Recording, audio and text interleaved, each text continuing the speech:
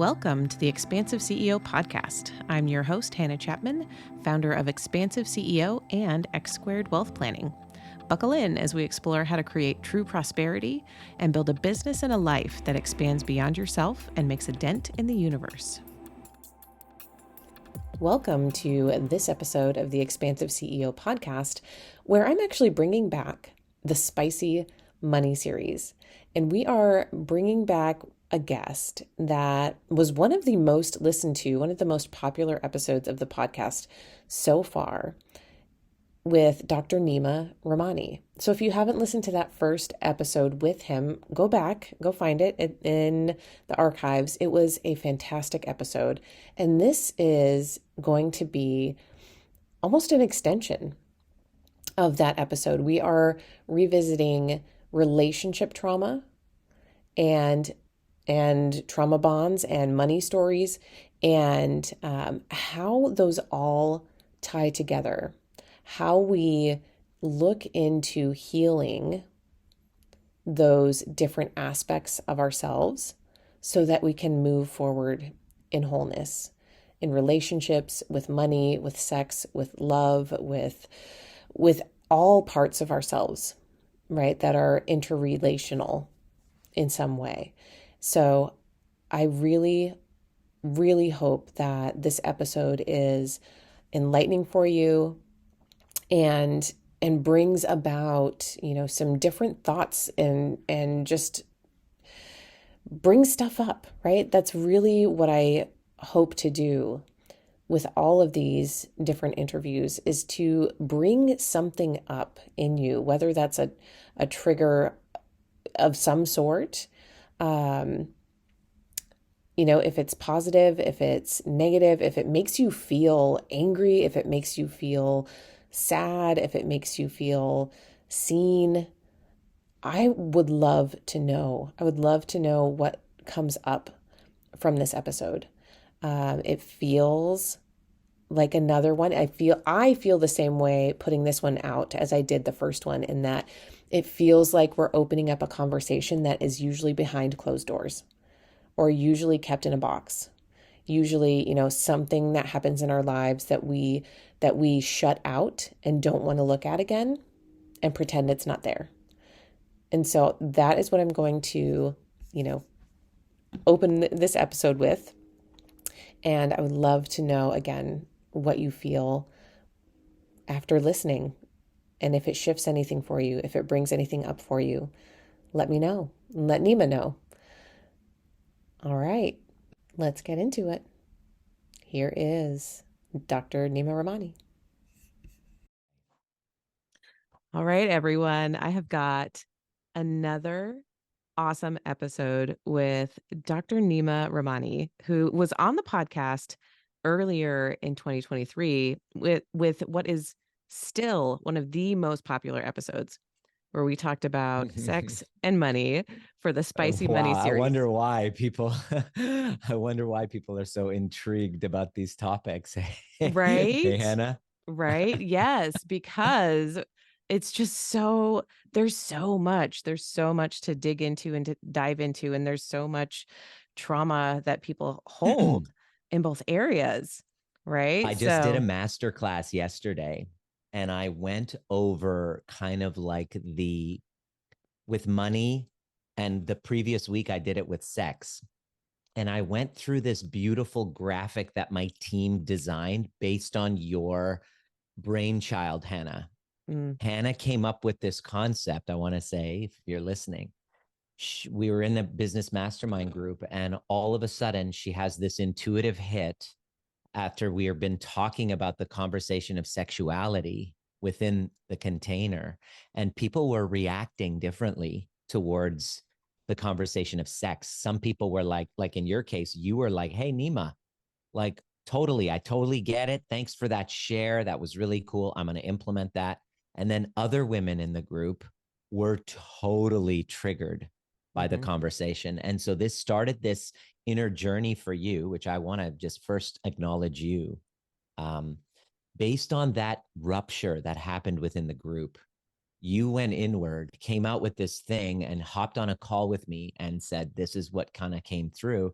People with different values in sex are going to react differently. And this is what the different stages are. And I just looked at that and I was like, oh my God, that applies to love. That applies to money. And just like I do, Yep. I'm an integrator. I listen to information, I digest it. And then all of a sudden, have you ever done that? It goes to like 10 different things. It grows and you're like, oh my God, I just took that concept and developing it through my lens.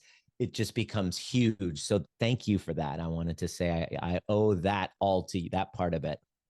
Although the Yeah. conversations that come from it have been amazing, but I owe that source of that is all because of you, my dear. So thank you. Yeah, you're welcome. It was this it truly I don't get like full downloads of what something looks like very often. That's not typically how my inspiration comes to me, but it does sometimes, right? It's like I can pinpoint, on one hand when it's like this is a thing and here it is and it's fully fleshed out. Like, whoa, that was crazy. Um, and that was, yeah, it was just, Came through you. yeah, yeah. And after it was done, it was like, oh yeah, I don't really want to pursue that myself. Like that was for a different context, Yeah. right? So you Like, said, here, this is take it for you, describe it, that just a gift for you, and just use it. And I was like, yeah, oh, okay, great. I'm just going to make sure that you have all the credit for where it comes from, where the germination of this idea, because this idea, since it came out, I wanted to tell you, Hannah, it has blossomed mm, into something that people are messaging going, I've never had my life explained. Like, I realize that I've been living in a fantasy land. I've been projecting over other people. I realize the work that I now have to do. Like, it has opened so many hearts to the path towards their own healing with love, with money, with mm. sexuality. It all has to do with what was not resolved in your body. And we bring that up and help people get to the bottom of it now.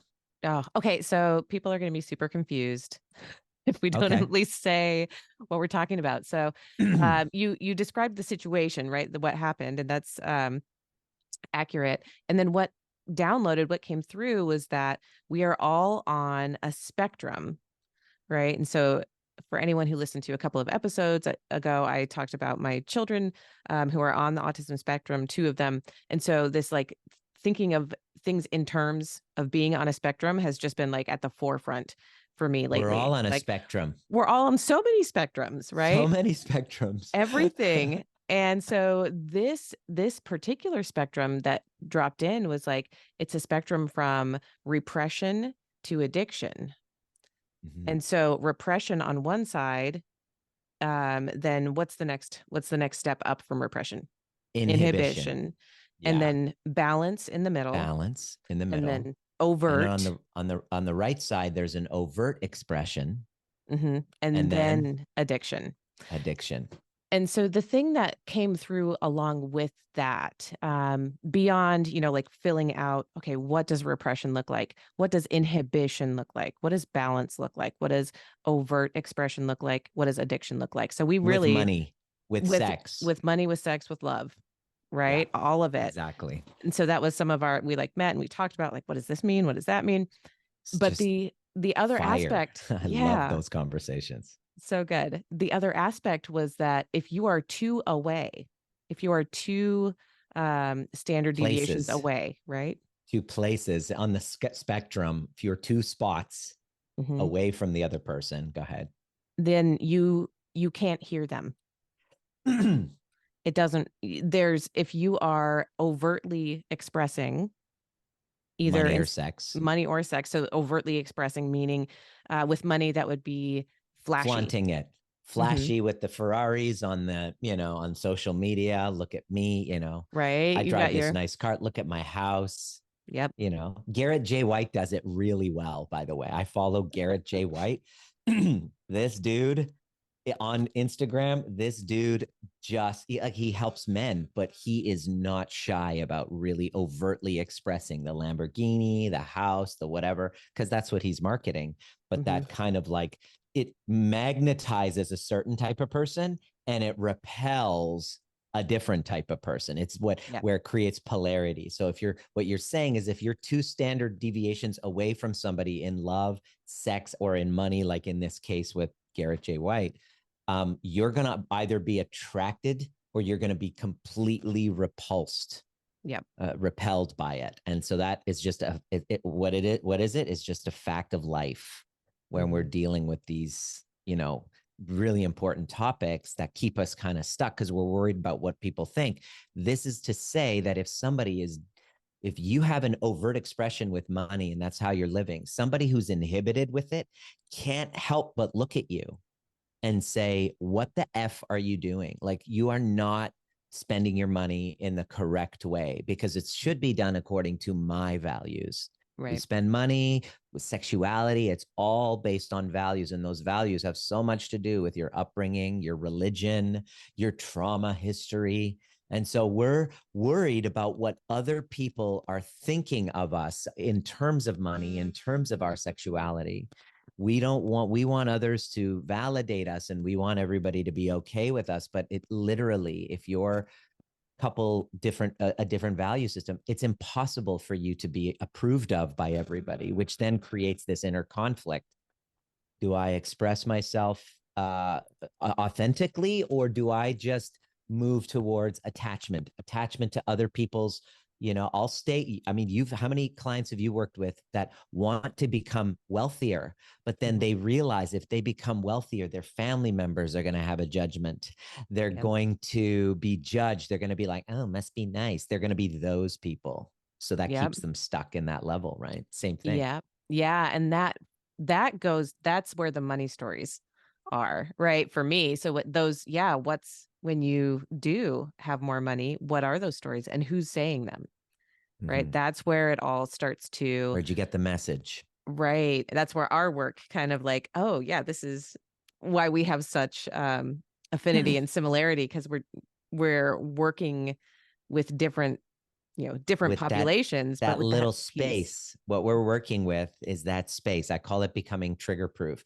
That space when you get triggered and you go and behave in very predictable patterns from the trigger, which is based on a past, versus pausing and going, okay, how do I want to react now? Based on who I'm becoming. Do I want to constantly be living paycheck to paycheck? No? Okay, well then if I don't, instead of blaming my boss, right? Or do I want to constantly be in these cyclical trauma bonded relationships? This is love bombing. If not, and that's been the pattern, instead of pointing the finger, blaming your boss, blaming your ex, labeling them as a narcissist, which by the way, that is a spectrum as well. And you're on it. Right. Yeah, you are on it. You are not absolved from narcissistic parts. Oh no, it's the ones that label and point fingers and create this defense mechanism of splitting. I'm all good.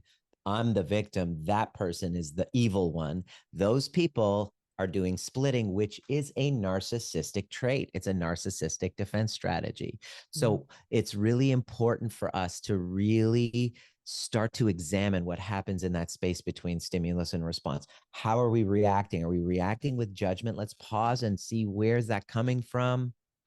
Oh, geez, rich people are bad. People who express sexuality are sluts. People who dress like that, like what we project literally is becoming our world. And so we all want healthy relationship with money. We all want to be prosperous. We all want to have good sex in a relationship, which we feel safe in. We're not having to chase or abandon our hearts to be in that relation. We all want that. We say we want that, but the problem is our bodies are behaving in a different way. Then it's important to stop pointing the finger and realize, of course, there's external factors that create that, but there's also internal ones. And these internal ones, like, what do I feel I deserve?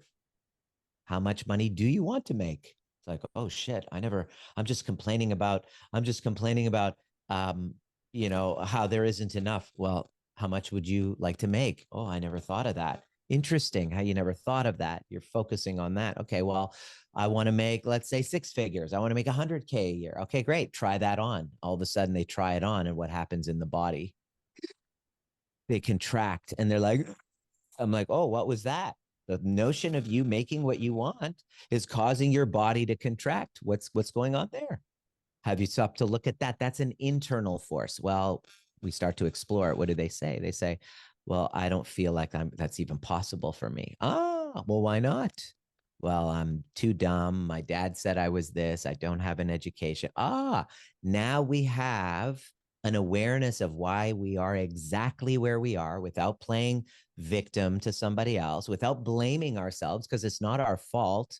We had no chance. I was given this information. I was given this identity before I even had the conscious awareness that I was in the identity. It's like I was born into a fishbowl of dirty water. When you're born into a fish, you're a fish born into a fishbowl of dirty water. You don't know that it's dirty. Right. You just think that it's just normal. And so our work then is to start to become aware of this, that it didn't start with us, and then jump out of that fishbowl into a healthy one. And start to question everything from this new lens of who you're wanting to be. And that's going to take some guidance. It's going to take someone you care about, like somebody you trust, holding a mirror going, hey, take a look at that story again. Somebody who's willing to look at their own stories, not as a guru on a pedestal, but as kind of like a guide that works with you, who's just, on the same path as you and just maybe a couple chapters ahead. And then by examining that, we can rewire this bracing when it comes to sex or money, and then relax it. Even with sex, Hannah, I had a client who 10-15 years married. She just really resentful of him. They don't talk about it, but she just doesn't enjoy sex. And so I took her through a process where I got her to kind of feel into what's going on. And I said, so what? Her body starts bracing. I said, so what happened? She goes, well, it's this feeling like it's my duty that I have to do it. I said, oh, okay, let's explore that. And so we explore this duty, and she realizes her husband never made her feel like it was expected or dutiful of her. She had a Catholic background and she thought it was bad. So she has it's bad. I'm bad for even wanting sex. So I'm going to shut down my sexuality. And so when my husband wants it, I enjoy it and is receiving, but there's this bigger part of me that thinks it's wrong. And so she realized it was like, oh my gosh, this disconnection from my husband isn't my husband's fault. I've been disconnected from myself. So she was then able to release that, and then now get into a really an intimate conversation with her partner. And now the sexuality is starting to flow again. Right. But it's, I don't know. This is like going down a rabbit hole, Hannah. It's scary. Where are we Yeah. going with this? I don't know. I do know. The thing that was just coming up for me as you were telling that story is that, again, going back to this is all a spectrum, is that our different pieces of us, our different parts are also on a spectrum. And so what you were saying about, oh, like I actually do enjoy this. I want to be intimate with my husband, and something about it feels repressed. Right. So that's Bingo. that repression piece. And so That's the repression piece. there is repression, even if you consciously are like, I don't want it to be there. There's a part That's of right. you, right? So then It's in your body. these two parts are not agreeing. And And so that repression comes from a trauma. It always comes from an injury. A trauma is an injury. We think of trauma like, oh, like sexual trauma, which is obvious. If you were cheated, lied to, stolen from, if you, like many men, like I had financial trauma after my divorce, I lost almost everything. Well, I lost pretty much more than half of my assets to somebody who, didn't have much coming in. Right. I had more to lose. And so I've been carrying around. So we divorced in 2011. I've been carrying around this resentment towards women, towards, like this financial trauma and resentment So it really colored my perceptions of women, of marriage, of, until I met somebody who actually validated everything that I believed women to be. Mm. Can I get your consent to really get nasty with what my shadow was saying at the time? Yes. Yeah. This is an important story. Yep. Yeah. Um, so the story that I made was that women are just a bunch of gold digging horse after my divorce. And so imagine if which was part of my financial trauma, but which is, why do you think, like, if I was carrying that around, what kind of women do you think that I was meeting? Gold diggers. Right. Bingo, bingo. Right. And so I ended up with the ultimate one who actually had a past as a sex worker, exotic dancer, and she's a madam. And she would label herself, I'm a hustler with a heart of gold. Because she was such a sweet person, so giving, very like pro animal rights, and like, and I just kind of like was caught in that whole love bombing game where it was kind of like our she was going to help me build my dream. I was going to help her build hers, which is a power couple dynamic.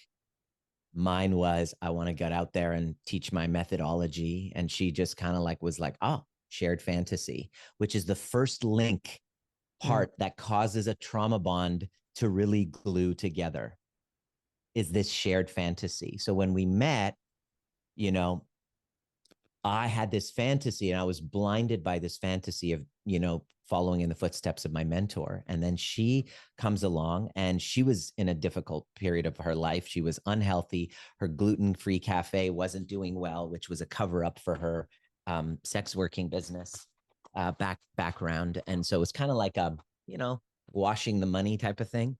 Um, and so it was these two businesses, the one that was underground and the one that was here. This one wasn't working and she needed a break to get from that. And she saw me.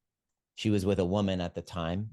I was with a girlfriend, and we just became really good friends. And slowly it became a romantic thing because I saw that all of my needs were getting met. I was getting sex, services, and supply, and she was helping me with my narcissistic supply Mm. because she was helping promote my business and kind of set up talks. And all of a sudden I was getting all this attention, which is like, she was kind of like a manager. She played this role of a manager, that manager that you're sleeping with.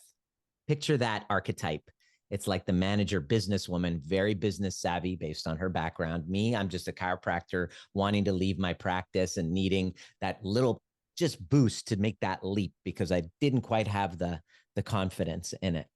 And boom, she didn't need the money. She had her own business. So I was like, wow, this is amazing. And the sex, it was just all 50 shades of all sorts of, like a mix. And my Yeah. parents were watching going, make sure you have a contract. Are you sure about this? I was just like so hell bent in proving everyone wrong with my new business because I wanted to leave chiropractic. And my parents really weren't all in with that idea. And so here I was. Next thing you know, we start this relationship. And 4 years later, it becomes this trauma bonded, volatile push pull dynamic, which became violent. Had a huge wake up call where the police were actually threatened to be involved. And I was like, oh shit, I could lose everything right now. And she basically held the cards after the event where I physically assaulted her. I slapped her, and it was like, oh my god, what the fuck just happened? And we were kind of in the process of trying to heal from it. And I was like, what do you need to feel safe? Well, I need money, and uh to not um call the police. I was like, are you going to call the police? My biggest fear was her filing a police report. I'm like, what do you need to make sure that you do not file a police report? Okay, well, I need money. I need back pay for all the great things that I did for you in the past. And I was like, oh, fuck. In that moment, I realized I had been maybe like, oh shit, what have I gotten myself into? Because if I knew that if I left this relationship, that she would definitely file a police report. And I was like, oh my gosh. So what do I do? So what do? Self-preservation. I tried to play house, tried to kind of create as much space and do my own healing so that one day I had enough courage to leave, not worrying about the reputation repercussions. Because now, I'm a public figure.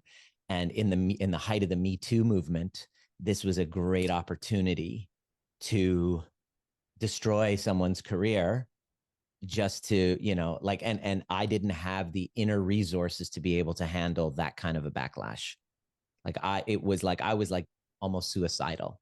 Like it was the scariest time. 2018 was a dark period in my life because I was like, should I stay or go? That's why the topic of my book is really for people. Should I stay or go? Because I didn't know stay or go. Because if I stayed, I was with somebody that I wasn't aligned with. It was not safe for me.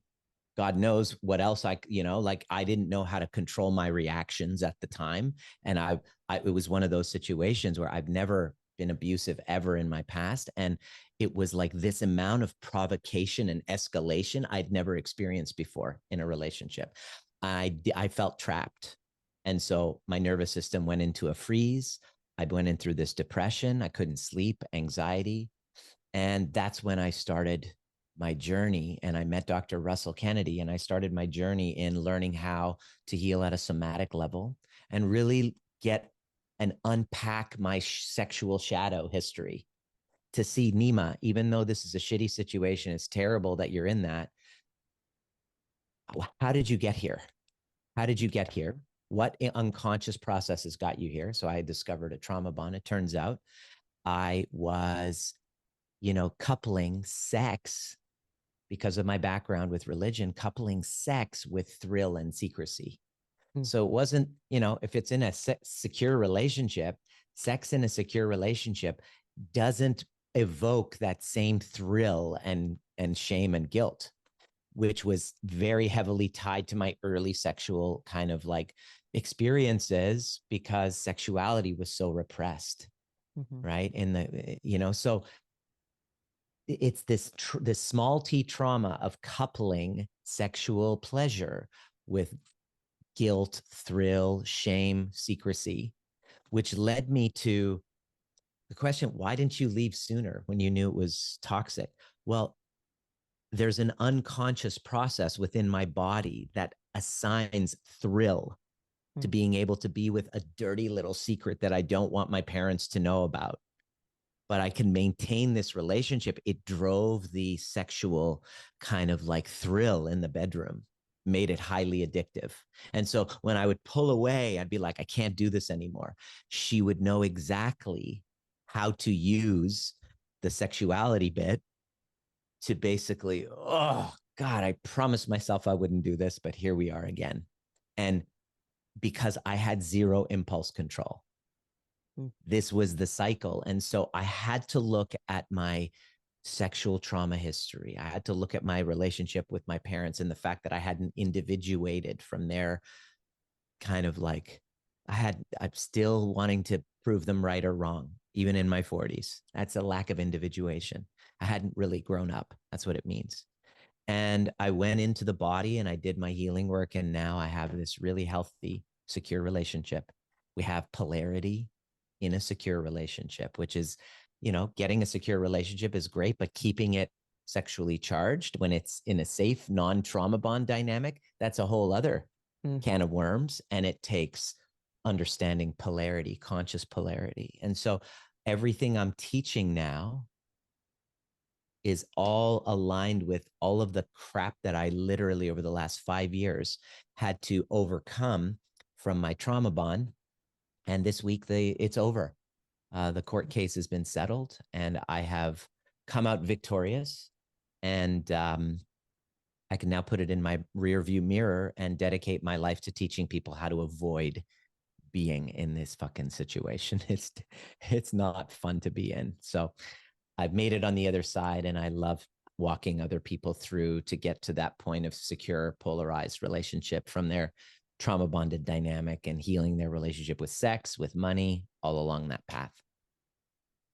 So the thing that I want to pull out from that story there is that it, I mean, we met, a year ago at this point now, right? So it's August 2023. We met over a year ago. Just interesting to think about. And About a year. right? This has been, so the relationship you're talking about, the traumatic one, had been over already for a while. For like 4 years. Yeah. But I wasn't done with it.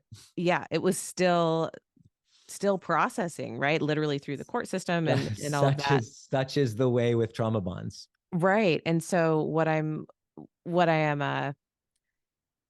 trying to say here is that it's like sometimes we go through something so heavy that is, when someone might hear that, like, oh my God, that was a lot. You can say it was a lot. It was a lot. And if you're not, if you don't have to go through that much to learn it, like let's do that. You can have, yeah, you can, yeah. If only I had somebody like me, as honest as me, walking through that journey, which I did. That's why I do it now. I found a way to be my own kind of guide through this process by learning from amazing guides like the mentor that we have learned from together, Marla. Big love to her. It's through that process of like having somebody that you trust who can kind of like validate your experience, but not like just keep you stuck in your story, constantly call you to, yeah, okay. And who do you want to be through this? Right. I knew that going through this was like, a week after my son was born, like I'd moved on. Everything was done. I was like, yes, I moved on. I met my person. I finally got through. I was hearing these niggles on social media of like, oh, she's coming after you and she wants revenge and all this stuff. I'm like, what are you talking about? Whatever. A week after my son is born, I get arrested. I was like, oh, shit. She retroactively went back and filed those reports, knowing that, we all admitted to everything in public. I text messages. We weren't hiding anything. I was like, yeah, this is what happened. Content we were giving with our community. We weren't hiding, but now she has all this evidence of me, and I was like, okay, all right. So I go to a lawyer. I said, let's just plead guilty because I did, in fact, I did something I totally regret. The way that I reacted, I constantly like, how the hell did I get to that point? Right. It was like if you've ever experienced this point where you completely lost your shit. And then 2-3 days later, you look back and go, whoa, like you're embarrassed by the way that you reacted. Just know that I 100% can relate. And that's exactly what it was. But more importantly, how do I make sure that never happens again? And that's how Trigger Proof was born. I went through the legal process. It took about 3 years. Now let's go. It's, 3 years. 3 years nonstop of living with this dark cloud going, what's going to happen? When is it going to end? With somebody that doesn't want it to end. There's kind of like a meaning in the fight itself. They've turned it into a gender issue. They've completely, confabulated things, dragged your, reputation through the mud, smear campaign, all of it. And it's like surrender to it all and just go, all right, I'm just going to take all of it, just own all of it, and just be committed to the truth each step of the way and trust that will, on the other side of the truth, with a dedication to helping other people through the exact same thing. The dedication is, when this dark cloud is finished, I don't want to live looking at this dark cloud for the rest of my life, which is what people do when they're trying to escape from trauma bonds. They're looking at the person and they're just like, oh, their focus is on the person, right? And it's like, just put that aside and just, who do you want to be on the other side of this? Well, I want to be, first of all, an amazing dad, because I feel bad. Here I am teaching about intergenerational trauma, and my son is born into this. It's like, can you catch the irony here? I'm here teaching the world about that. And my son is now, without any fault of his own, born into an environment where his parents are at war. So how do we make sure that his experience growing up in his very formative years are full of love, are full of connection, are experiencing the world as being safe, even though in his dad's life, safety wasn't what I was experiencing. So this became, the whole concept of trigger proof came from having this immense pressure of being in a war that you don't want to be a part of. But yet it's not just about you. Now you have a wife and a son to ensure that they are healthy and that your relationship is intact and that your son is like growing in an environment where he knows that the world is safe. And so I got to say, the dark cloud just was gone last week. And I look now and I'm like, thank God I've been focusing on the other stuff because I love my life right now. My marriage is amazing. It's more polarized than it ever has been because I've been working on that over the last year.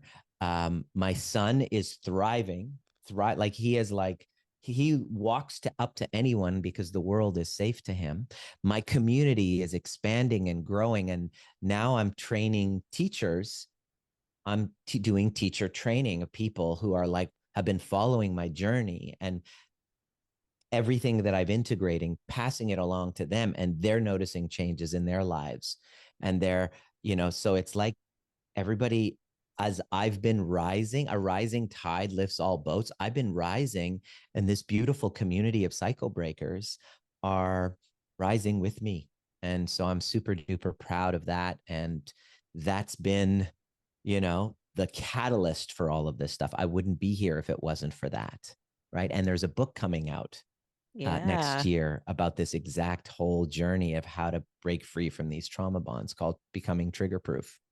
Well, we'll have to do another podcast when it's a launch season for the book. That's super exciting. So down. I'm so down. Thank you so much. Thanks for letting me rant. This has been very therapeutic, by the way. Yes. Always, as our conversations always are. Yeah. The reason that I wanted to like open up the floor for that share was because you are willing to share the parts that are so often completely hidden, right? That we don't want to experience. You said it with your own words. We don't want to experience that much pain. We don't want to experience financial trauma. And then we don't want to admit to it on the other side, right? When you say, this is how I felt about women because of the trauma I experienced in my divorce. In my divorce. Yeah. Yeah. And, then the trauma of, having hurt someone physically and done, been triggered into reactive abuse. Yeah, there we go. Yeah. And that most people will not admit to or speak to. And so it remains hidden. That's right. And it remains hard to deal with. And heal. Yeah, because if we can only heal as much as we're willing to look at. And so if we're unwilling to look at it, like it's too painful, I got to keep it under whatever, under the layers. I can't look at that. Well, looking at my own responsibility of it is very shameful. It's extreme. It's called ego dystonic. Our egos can't stand taking responsibility.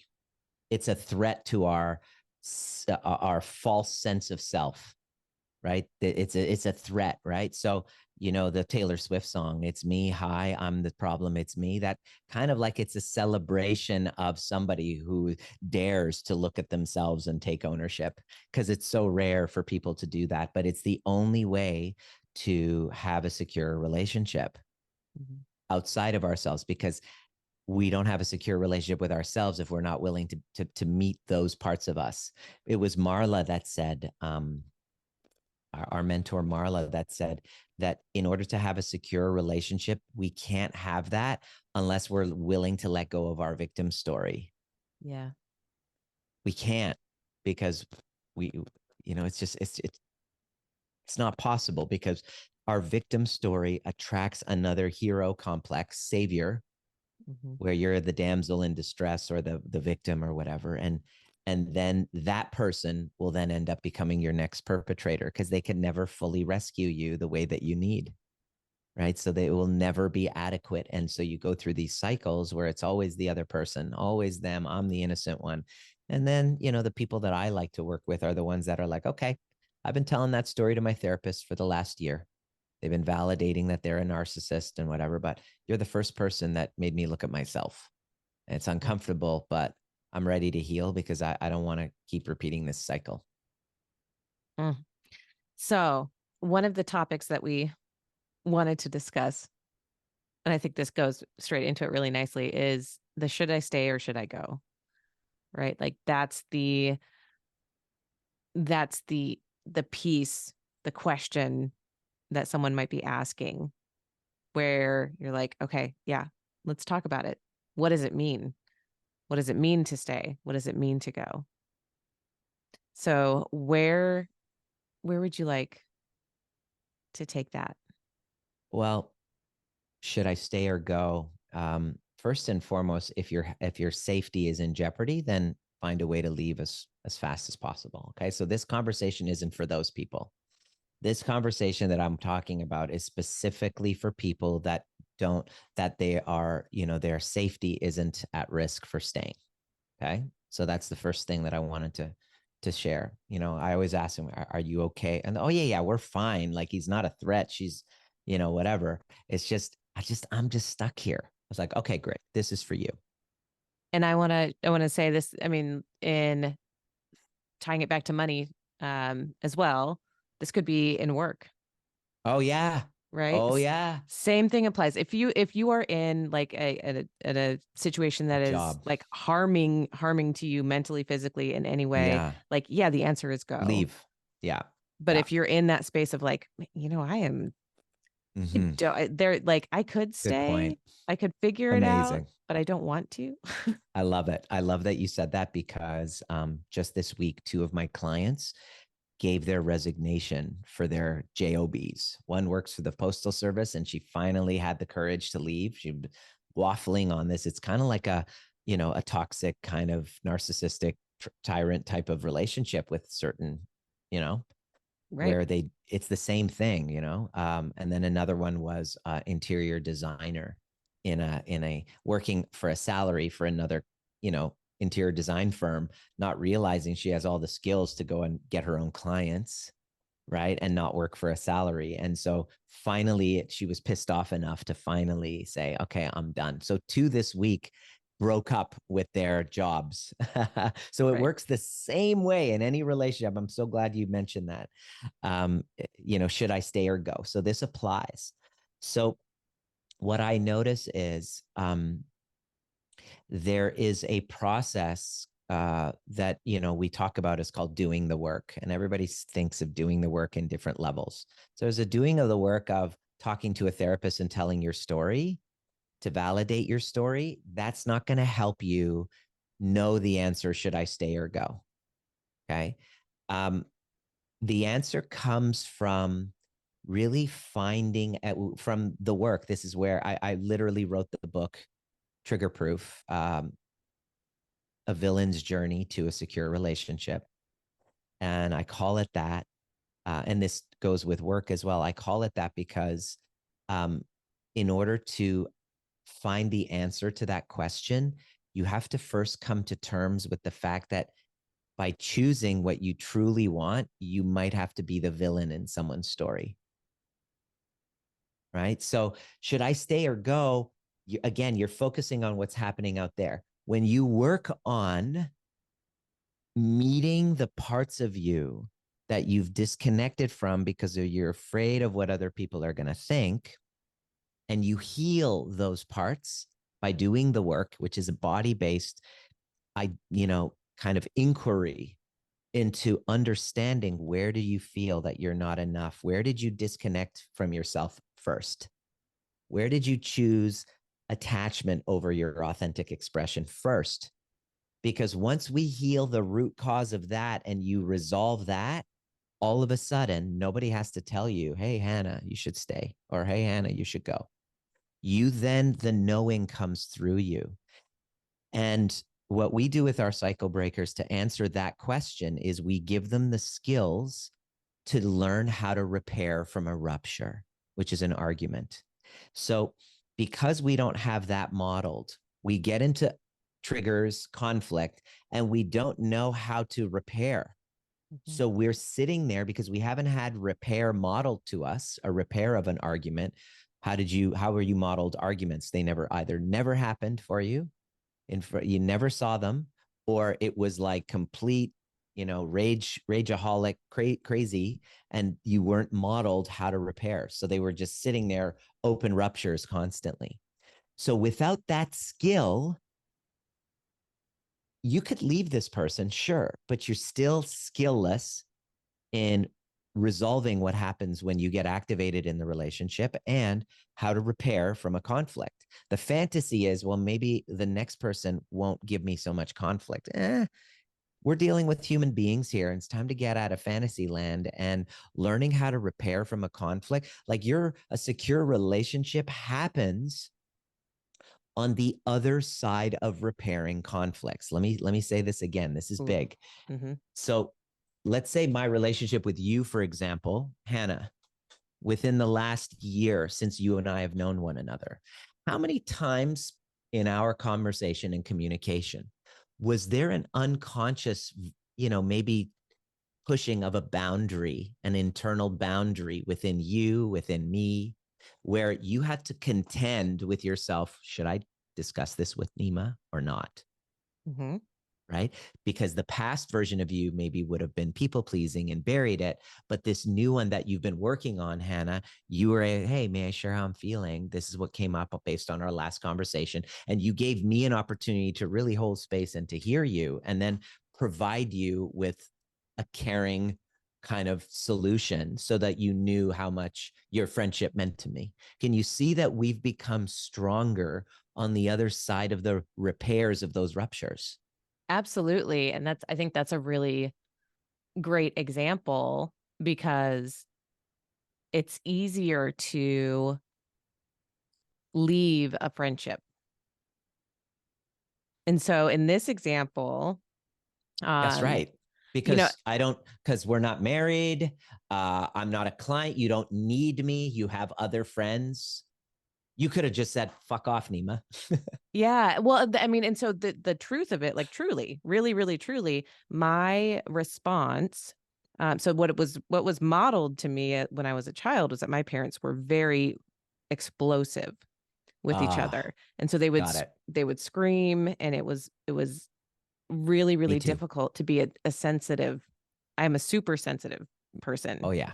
Which but imagine me as a 5-year-old, right? Like, wow, just taking it all in, right? A super sensitive child. I just want to give her a hug. She's so sweet. So cute, so sweet.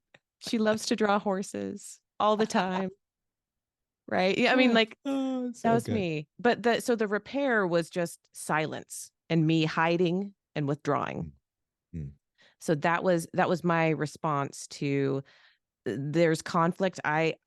In order to be safe, I will hide. And so what that turned into as an adult is withdrawal, mainly emotional withdrawal. That's right.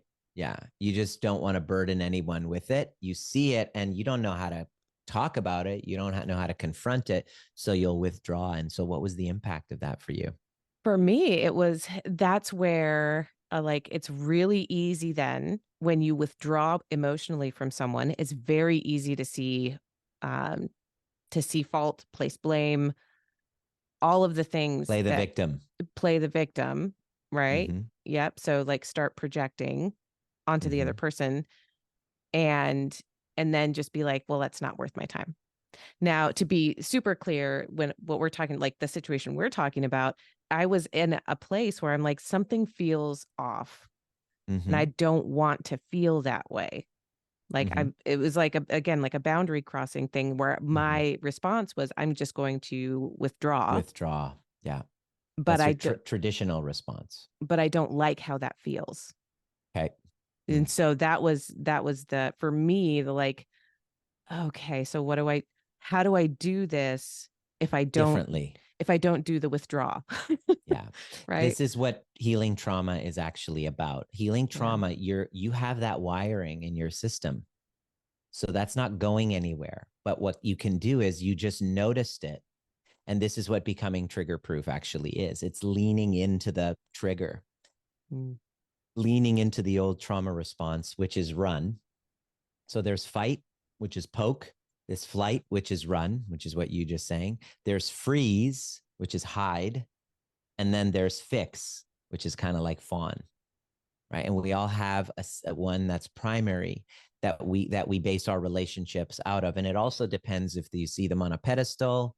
If you see them up above you, then you're going to maybe fawn, where if you see them below you, then you'll maybe fight. So we have different responses, and we use them at different times depending on our perception of their empowerment over and above us. So that's basically what we are contending with. These are the skills that we have created to survive childhood, but that fucks us over in our friendships and intimate partnerships and business relationships in adulthood, because what kept you safe in childhood doesn't foster healthy, secure relationships with friends like you and me in adulthood. So you leaned into that. And then what did you do? I asked for a conversation, and I told you how I was feeling, and you were able to, because you're also a conscious, growth-oriented healing being, you were able to hear it and hold space for it. And we were able to do that. And gosh, I don't know, 2 or 3 times at least, we've had different conversations like that, where, you leave the conversation feeling like, well, I feel heard and seen, and that the thing that I was feeling is now released. Right? Like, oh, that's interesting and different, That's and a it feels skill. good. Yeah. So that's a skill I never had. I didn't have that skill because my parents didn't teach it to me. Right. So I remember several years ago going, okay, I don't care whatever distance I have to travel, whatever price I have to pay. The one thing that hasn't worked for me in my life has been intimate relationships, even relationship with men. So I have to acknowledge that I might be deficient in this muscle. And it's a muscle that can be learned if you're committed. And so I just became obsessed with learning how to repair, first with myself and then with others. And the concept of trigger proof was born. And so now I have secure relationships now because I'm secure with myself.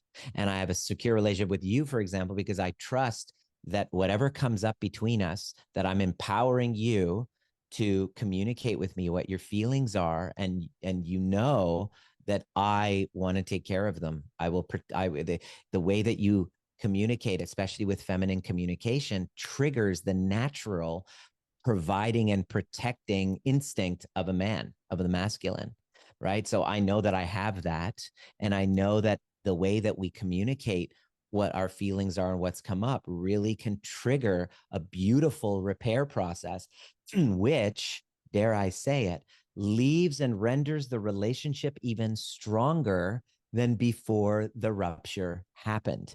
Like a muscle that grows, when you rupture and then you repair with that person, it doesn't necessarily mean you have to repair with everybody, but I look at somebody like yourself going, I would love to maintain my friendship with somebody so like high vibing as Hannah Chapman. So I'm going to do what I can to repair, unless you cross a boundary and become a complete jerk, which I don't see you as doing. It's just not in your DNA. I'm going to take care of whatever feelings you bring to me, because your friendship is important to me. So this then becomes a conscious spiritual practice of working with the energies that come up within you and then being able to communicate that. And now this is the villain's journey to a secure relationship. is learning these skills. So that's the path that I take people through. And I really am excited for the book to come out and share that whole journey with people, but that it's possible. Now I have a secure marriage. We get into conflict. We kind of laugh. It dissolves in minutes. I know what to do. I know exactly how to respond instead of react. And I trust myself. And so giving my son the best chance of having relationships that are not codependent growing up. Right. So we're talking about the book, and that's not coming out till 2024. So what is coming out right now in like a couple of weeks that people can connect with you? The best way people get started, people are like, can you hop on a call? And they resonate with what I'm saying. And I realized the best, instead of kind of hopping on and telling me their story, what I do is I have them come to my upcoming event. Most of the time, it's the overview experience. It's upcoming. Every month we have it. And it's a 6-hour deep dive where you get to really let me tell you your story. Instead of you telling me your story, let me tell you your story, having you just have your mind blown going, holy crap, it all makes sense. And then start the path of breaking that cycle. And then we hop on a call after you've had that. You know, we get on a call and just discuss, what did you experience? And what are you, how committed are you to really healing this? Right now that you see the blind spots, because like massive blind spots get revealed on that. And once or twice a year in the recording of this, in a couple of weeks, the end of September, I have the main event called Rewire: Love, Sex, and Money. Day one is love. We go into the cognitive, but then we actually go into the body. The afternoon is really dedicated to the embodiment neural exercises, much like, Joe Dispenza does at his seminars, where he has some theory and then he says, all right, guys, let's go in, and kind of builds that muscle of meditation. We do neural exercises to help rewire those old narratives about love, about money, about your sexuality. Oh, it's bad. So we start the process of untangling these trauma bonds with love, sex, and money. And that's coming up. And I'm super excited about it. Yeah, it was quite an event earlier in the year, right? The last one. And people, even from when we did the podcast the first time earlier this year, before the first Rewire event, the feedback that I got was that even just these concepts being put out into the world, like people were hearing this for the very first time in their whole lives. It's so brand new. And yet it's familiar, right? Because when we talk about it, they're like, oh my God, that's it. That's me. why it makes sense. Yeah. Yeah. And I got it dissolves so the much shame. Yes, I got so much feedback that this is changing my life already. Wow. Well, one of the women who came, and she had a really screwed up narrative with money and her sales and her company, she was like at the bottom. And she just realized, oh my gosh, I've been living here because of the conditioning. Right. And so nothing changed, still the same job. I spoke with her. So this is now 6 months post event. I was like, hey, how was it? She's like, holy crap, this year has been a record year. I'm at the top of the company. And now I've started a side hustle now too. So it's just like, whoa, amazing how it's not just kind of like learning education here, but you're learning how to dance with that conditioning that's there, because you're not going to get rid of it overnight. You got to learn how to dance with the conditioning that comes up, that stops you in your fear. And so another woman, within 3 weeks of doing that Rewire, she found a new job that paid her what she was worth and got the benefits, and then she could work from home. So it's really cool. And then another woman, she was just tired of working for this mining company, and then all of a sudden said, I quit. And they said, well, why don't you just do contract work? And they're like, okay. She's like, okay. So now she works contract work, getting paid more for the same job at her own time. And she now has started schooling to do social work and stuff with that feeds her soul, because she doesn't want to work in the finance industry. No offense. It's No not for offense, everyone. No offense, Hannah Chapman. She was like, I don't want to work in the finance industry. I want to do something that's for my soul, which is what you're doing, by the way. You're taking, which is why I love what you do. You take the finance, but you go deeper into, like, the soul of the person with the money. Where does the money want to go? You ask the real questions. Right. Yeah, exactly. It's not for everyone. This is part of my soul's calling for sure. This is not, Yes. I would I'm not be here in the for it. financial industry just on a whim, I don't think. So yes, so we've got Rewire coming up at the end of September 2023. You've got the overview experience that happens every Yeah. single month. Yep. That's where you begin. Yep. Beautiful. Beautiful. Well, thank you for having this conversation with me, as always.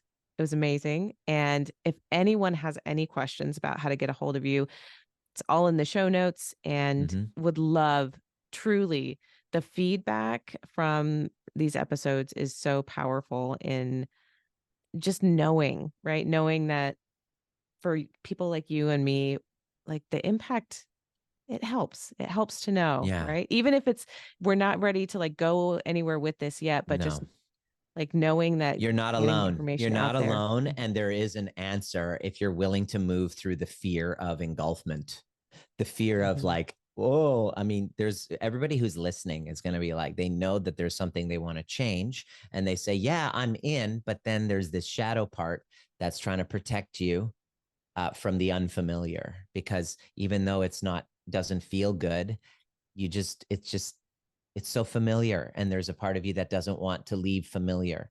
So only when your desire for change supersedes your fear of change will you actually change. Yep. And you'll get there. You will. You'll get there eventually. So thank you so much. And we will be talking again. Thank you. That's it for this episode. Thanks for listening, and be sure to like and subscribe. And again, if anything resonated with you from this episode, I would love to hear from you. Email me at Hannah, HANNAH, @expansiveceo.com, and tell me about it. And if you're ready for your greatest expansion, you can find ways to work with me at expansiveceo.com and at x2wealthplanning.com. That's X, the numeral 2, wealthplanning.com. So until next time, remember that there is enough. You are enough. And your birthright in this lifetime is to be expansive.